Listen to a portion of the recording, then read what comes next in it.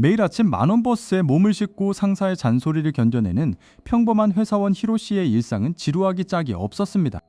오늘도 산더미처럼 쌓인 야근을 겨우 마치고 무거운 발걸음으로 자취방으로 향했습니다. 현관문을 열고 들어선 방 안은 언제나처럼 차가운 정적만이 가득 차 있었습니다. 그런데 베란다 창문 너머로 무언가 거대하고 정체불명의 검은 그림자가 어렴풋이 보였습니다. 도둑이 든 것은 아닐까 두려움에 떨며 근처에 있던 야구 배트를 조심스럽게 쥐었습니다. 그는 심호흡을 크게 한 뒤 살금살금 발코니 유리창을 향해 다가갔습니다. 커튼을 획 젖히자 그곳에는 온몸에 상처를 입고 쓰러져 있는 한 미소녀가 있었습니다. 그녀는 믿기 힘들 정도로 글래머러스한 몸매를 뽐내는 검은색 닌자 복장을 입고 있었습니다. 현대 사회의 닌자라니 도무지 상황 파악이 되지 않아 머릿속이 새하얗게 변해버렸습니다. 하지만 그녀의 가쁜 숨소리를 듣고는 이대로 둘 수 없어 급히 방 안으로 안아들였습니다. 히로시는 그녀를 자신의 푹신한 이불 위에 조심스럽게 눕혔습니다. 가까이서 본 그녀의 볼륨감 넘치는 가슴 라인 때문에 소녀는 시선을 어디에 둘지 몰라 안절부절 못했습니다. 정신을 가다듬은 그는 구급 상자를 가져와 그녀의 팔과 다리에 난 상처를 정성껏 치료하기 시작했습니다. 밤새 정성 어린 간호가 이어졌고 방 안에는 고요한 시계 초침 소리만이 울려 퍼졌습니다. 다음날 아침 눈부신 햇살이 창문을 통해 방 안을 가득 비추기 시작했습니다. 눈을 뜬 히로시는 코끝을 스치는 날카로운 차가움에 순식간에 잠이 확 달아났습니다. 어느새 깨어난 미소녀가 그의 목에 서슬퍼런 수리검을 겨누고 있었던 것입니다. 그녀는 날카로운 눈빛으로 이곳이 어디인지 그리고 자신에게 무슨 짓을 했는지 물었습니다. 히로시는 다급하게 두 손을 번쩍 들며 단지 다친 그녀를 구해준 것뿐이라고 해명했습니다. 자신의 온몸에 감겨있는 정갈한 붕대를 본 그녀는 깜짝 놀라며 경계를 풀었습니다. 무기를 거둔 그녀는 주인의 허락도 없이 남자의 방에 쓰러져 있었다며 얼굴을 붉혔습니다. 그녀는 자신을 비밀 가문 출신의 닌자 유키라고 소개하며 공손히 고개를 숙였습니다. 그 순간 유키의 엄청난 볼륨감에 배에서 꼬르륵 하는 요란한 소리가 울려 퍼졌습니다. 히로시는 어이없는 웃음을 터뜨리며 그녀를 위해 아침 식사를 준비하기로 했습니다. 노릇노릇하게 구운 생선과 따뜻한 미소시루가 차려지자 방 안에는 맛있는 냄새가 진동했습니다. 유키는 젓가락을 들더니 마치 며칠은 굶은 사람처럼 폭풍 같은 흡입을 시작했습니다. 볼이 미어지도록 밥을 먹는 그녀의 순수한 모습에 히로시는 묘한 보람을 느꼈습니다. 식사를 마친 유키는 갈 곳이 없다며 시무룩한 표정으로 고개를 숙였습니다.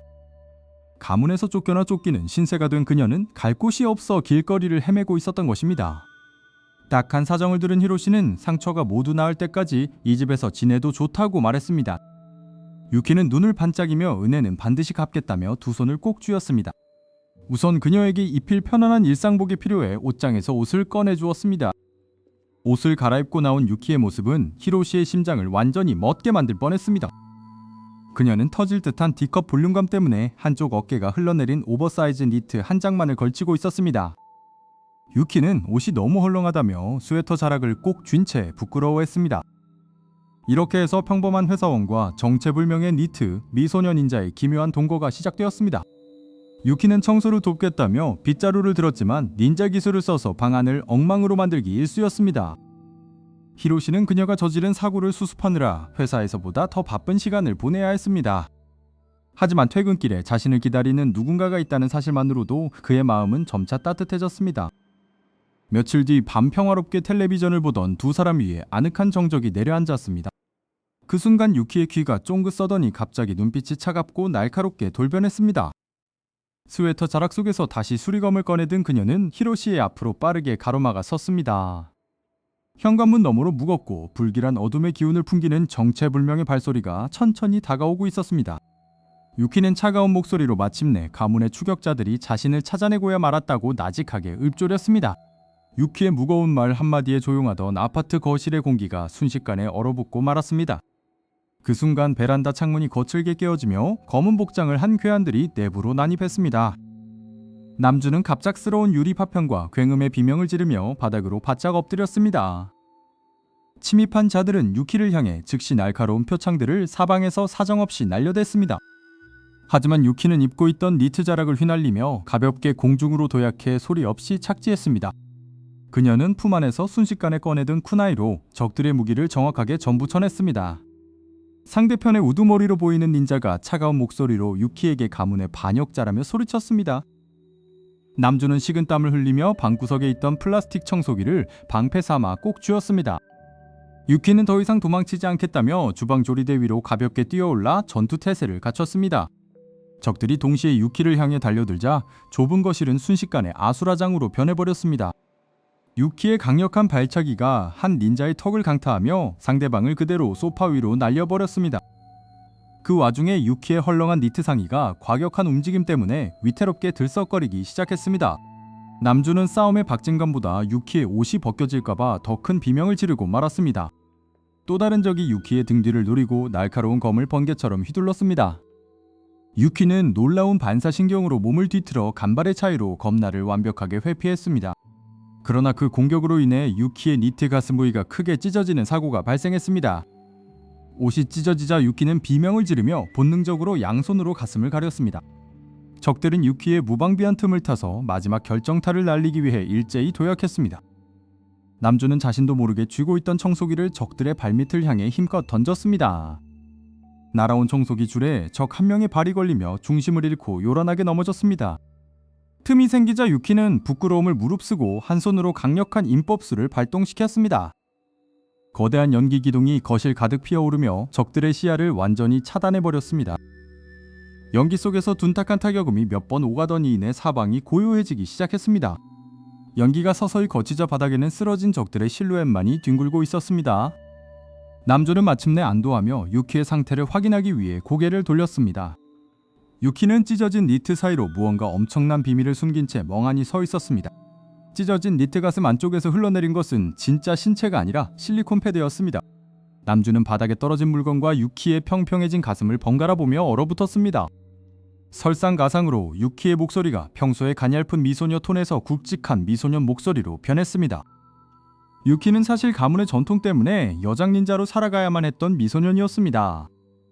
남주는 자신이 여태껏 D컵 미소녀와 살았다고 착각한 사실에 머리를 감싸 쥐었습니다. 유키는 부끄러움에 얼굴을 붉히며 속여서 정말 죄송하다고 고개를 깊이 숙였습니다. 쓰러져 있던 적들의 우두머리가 간신히 정신을 차리며 유키의 본명을 불렀습니다.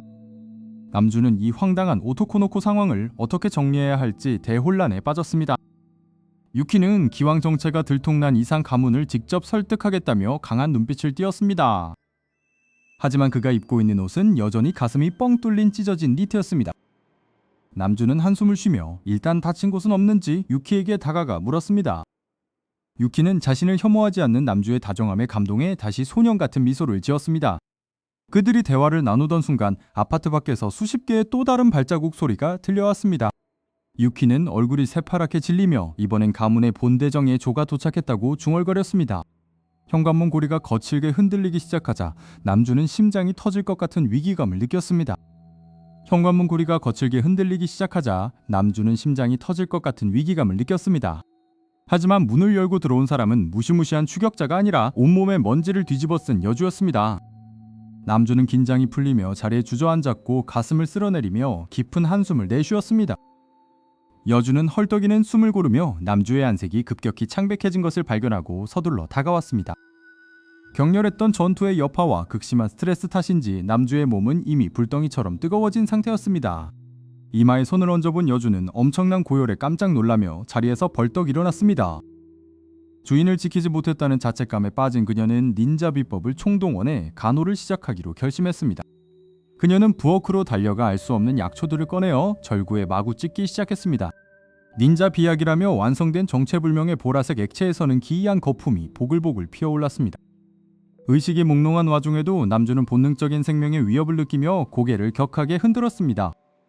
여주는 몸에 좋은 영약이라며 남주의 입술에 강제로 대접을 들이밀기 시작했습니다. 기어코 한 모금을 삼킨 남주는 온몸이 짜릿하게 마비되는 느낌을 받으며 영혼이 탈출하는 듯했습니다.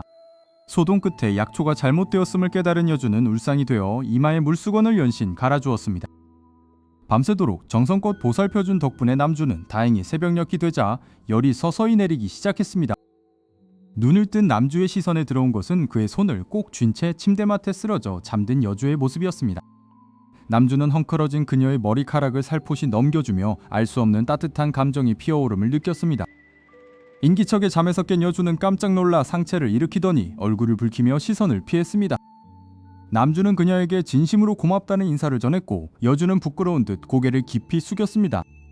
완전히 기운을 차린 남주는 주말을 맞아 고생한 그녀를 위해 특별한 외출을 제안했습니다. 그것은 바로 두 사람이 처음으로 함께 집을 벗어나 도심으로 나가는 첫 데이트의 시작이었습니다. 여주는 화려한 쇼핑몰의 통유리창에 붙어 신기한 물건들을 눈을 반짝이며 구경했습니다. 남주는 그런 그녀의 어린아이 같은 순수한 모습에 연신 웃음을 터뜨리며 뒤를 따라갔습니다. 두 사람은 예쁜 옷가게에 들어가 여주에게 어울리는 세련된 일상복을 이것저것 골라보았습니다. 탈의실 커튼이 열리고 화사한 원피스로 갈아입은 여주가 나오자 남주는 넋을 잃고 바라보았습니다. 옷을 선물 받은 여주는 신이 나서 남주의 팔짱을 덥석 끼며 온거리를 활보하기 시작했습니다. 길거리 노점에서 파는 달콤한 크레페를 한입 베어문 그녀는 세상을 다 가진 듯한 표정을 지었습니다. 여주는 자신이 먹던 크레페를 남주의 입가에 내밀며 먹어보라고 애교 섞인 눈빛을 보냈습니다. 당황한 남주는 주변의 시선을 의식하며 조심스럽게 크레페를 한입 받아먹고 얼굴을 붉혔습니다. 해가 저물어 가자 두 사람은 도시 전체가 한눈에 내려다 보이는 한적한 전망대 공원으로 향했습니다. 노을빛을 봤던 여주는 문득 슬픈 눈빛을 지으며 자신이 왜 닌자 무리에게 쫓기게 되었는지 털어놓았습니다. 그녀는 마을의 가혹한 규율과 비밀 주술의 도구로 희생당하는 삶을 거부하고 도망친 탈주 닌자였습니다. 갈 곳 없는 자신을 아무 조건 없이 받아주고 따뜻한 보금자리를 준 것은 남주가 처음이었습니다. 이야기를 가만히 듣던 남주는 그녀의 작은 손을 꽉 쥐며 앞으로도 계속 곁에 있어주겠다고 약속했습니다. 남주의 돌발적인 고백에 여주는 눈동자를 크게 키우며 감격에 겨워 눈물을 한 방울 흘렸습니다. 도시의 수많은 불빛이 하나둘 켜지며 두 사람을 축복하듯 아름다운 야경이 눈앞에 펼쳐졌습니다. 마음의 응어리가 전부 풀린 여주는 가슴에 안겨오며 평생 남주의 전속 닌자가 되겠다고 맹세했습니다. 집으로 돌아오는 길에 두 사람은 앞으로 만들어갈 요리 메뉴를 고르며 소소한 대화를 나누었습니다. 마침내 도달한 현관문 너머에는 더 이상 두려움이 아닌 따스하고 아늑한 일상이 기다리고 있었습니다. 문이 열리고 나란히 신발을 벗으며 두 사람은 서로를 바라보고 환한 미소를 지어 보였습니다.